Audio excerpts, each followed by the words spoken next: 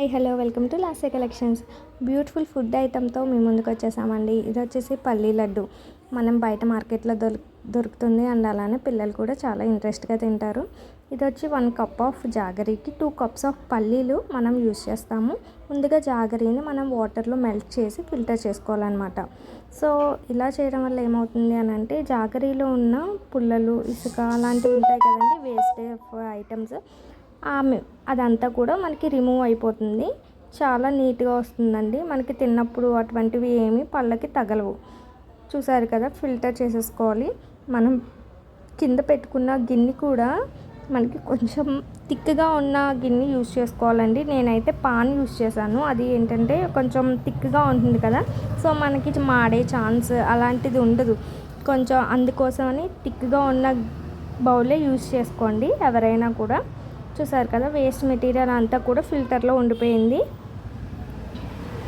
ప్యూర్గా jaggery water మాత్రమే కిందకి వచ్చాయి మనకి. సో ఆ జాగరీ వాటర్ని మనం సిమ్లో పెట్టి బాగా ఉడకనివ్వాలండి. మనకి థిక్ బేసిన్ అవ్వాలి, మనకి థిక్గా అవ్వాలండి. జాగరీ అంతా కూడా పాకం మంచిగా రావాలి.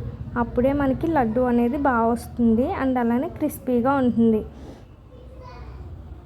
ఈ వేస్టేజ్ అంతా కూడా మనం రిమూవ్ చేసేసుకోవచ్చు.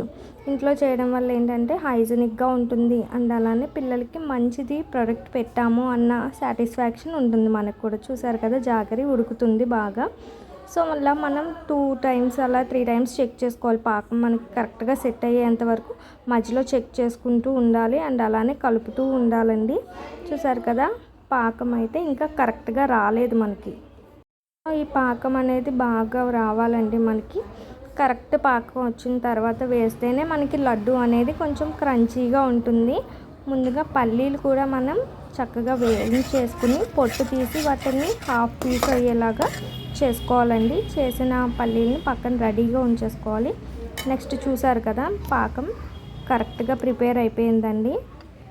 ప్లేట్లో మనం పడేస్తే అది టప్మని సౌండ్ వస్తే గట్టిగా పాకం తయారైంది అనే అనమాట. అప్పుడు మనం ఫైనల్ అయిపోయి ఇంకా వెంటనే లడ్డు ప్రిపేర్కి రెడీ అవ్వాలండి.